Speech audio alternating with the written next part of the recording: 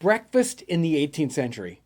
What did they really eat? That's our main question for today. Thanks for joining us today on Questions and Answers with James Townsend and Son.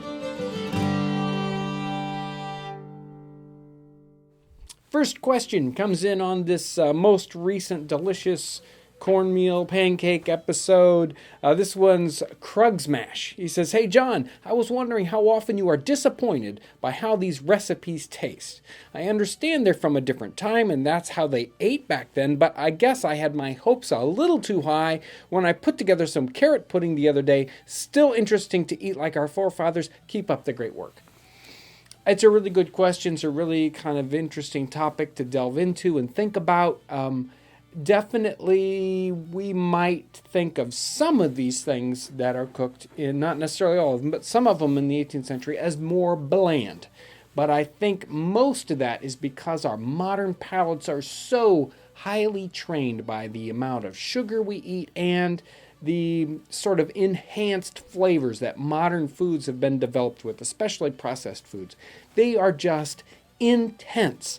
And it is kind of hard for us to pull back and kind of understand and appreciate the subtle flavors that we might get in many of these 18th century dishes. Here's Christian Turner on the same episode. He says, "Are the whisks you sell reusable? Also, what material are they made from?" Here's one of the whisks. These guys are made from birch twigs, and they are made for us up in Michigan. And you can't make these all the year long. You can only make them part of the year when you can actually pull the bark off the twigs. So it's kind of difficult to make them, at least sometimes. I've only had mixed success with that, but we have somebody who makes them for us. And many people ask, how you clean them, if they're reusable. He asks, and yes, they are reusable. You can clean them. Just put them in some nice hot water, whisk them around, it cleans them right off, and they last quite a while. Here's a question that came in on the holiday turkey episode. This one is from Fatal Ninja ZX. "John, do you live in an actual old house with a bunch of recording equipment, or is that a background? Also, do you live in the forest?"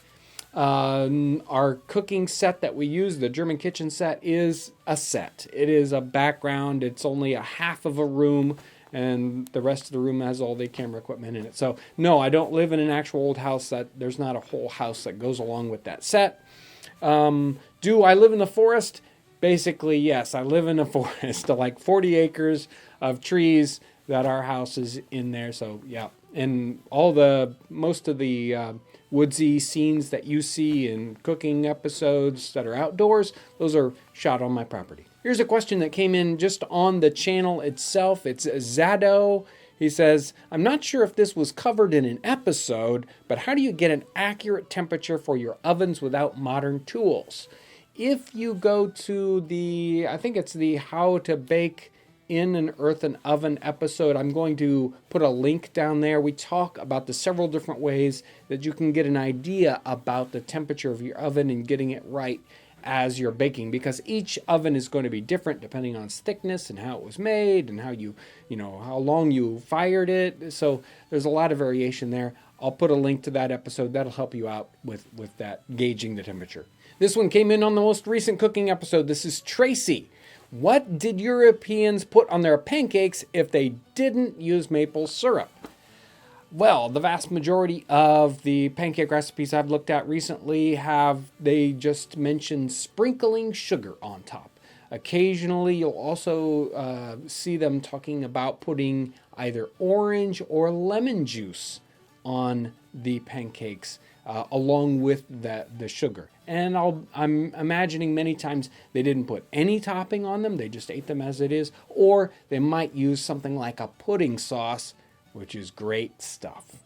This question came in on the simple apple dumpling or apple pudding episode we did. This is Cam Gibb. He says, "Is there anything to substitute the linen cloth that we used in that episode?" And you can use regular linen cloth. You can use a cotton cloth, any kind of natural fiber that is tightly woven enough. You don't want a real loose woven like a cheesecloth, but anything that's tightly woven, is going to work fine for a boiled pudding.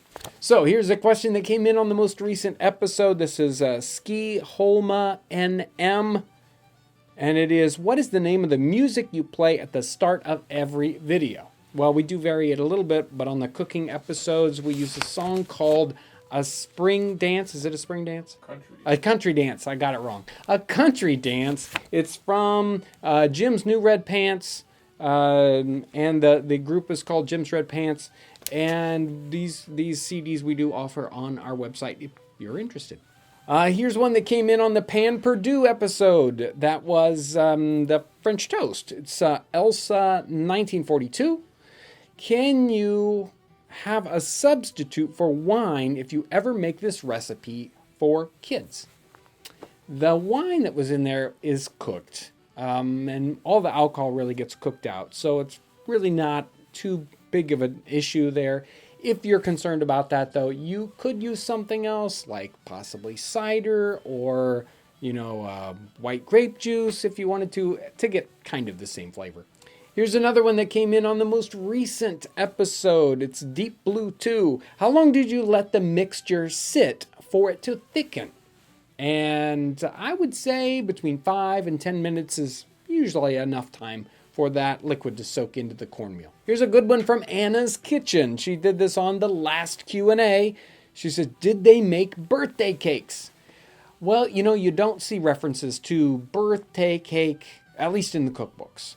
But they generally had celebratory cakes that they used on 12th night and on like even the 4th of July or election cake. They had these celebratory cakes, and they were almost always the same kind of cake, a lot like our fruit cake. If you're interested, make sure to check out the 12th night cake episode that we did.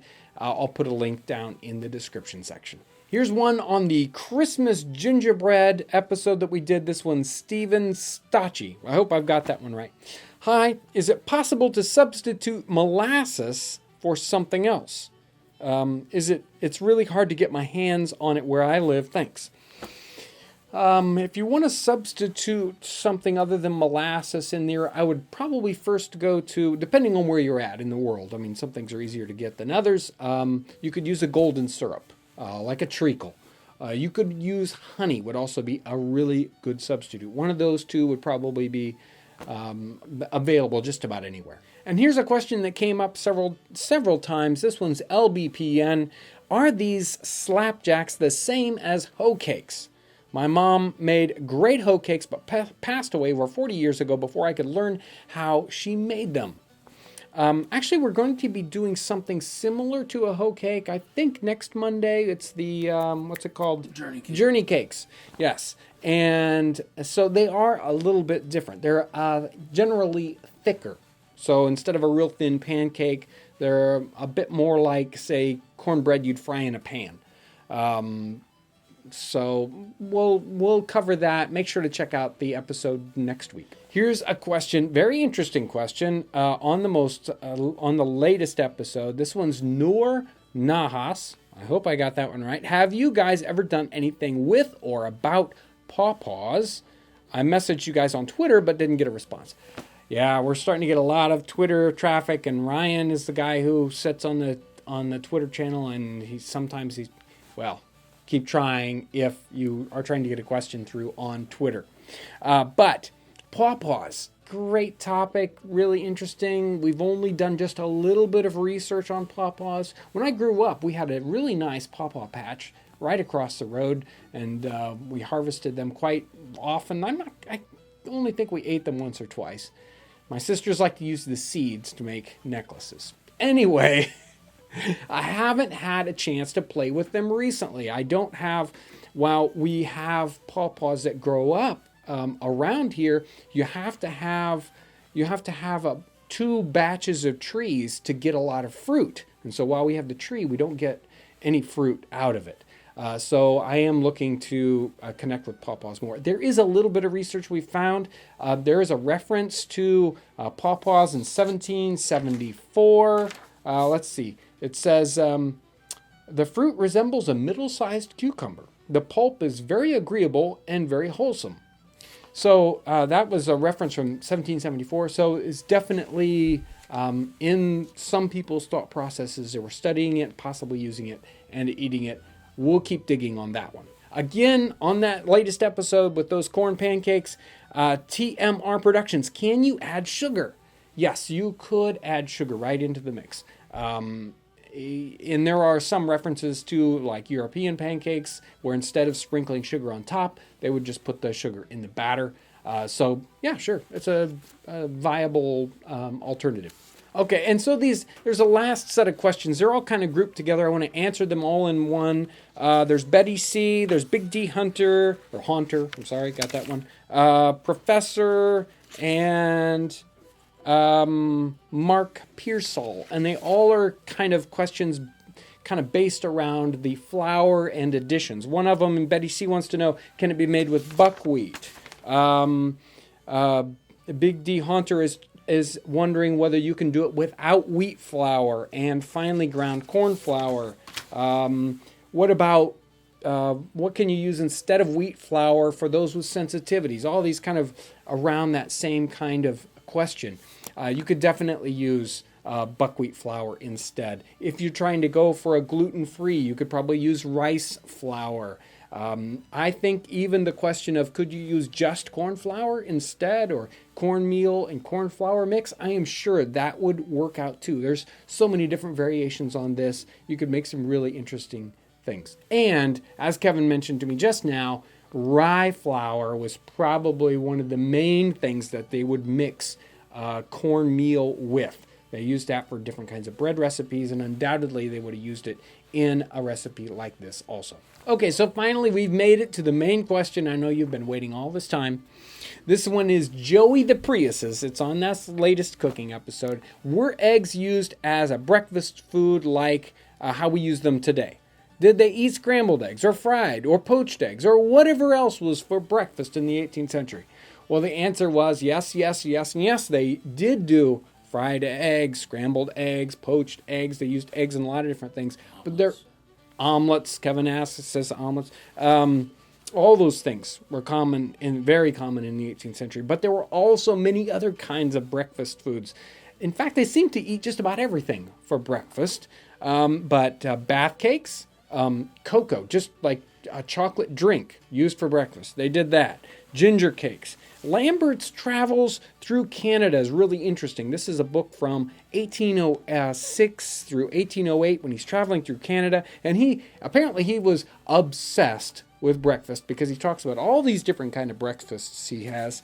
Eggs, fried pork, beef steak, apple tarts, pickles, cheese, cider, tea, toast and butter, milk, rump steaks, fish, cakes, coffee, pies, pudding, hominy with sugar, Johnny cakes made of cornmeal and rye, all for breakfast in that early 19th century Canada context. Very, very interesting. Some of these journals are just so full of really, really good information that you wouldn't expect.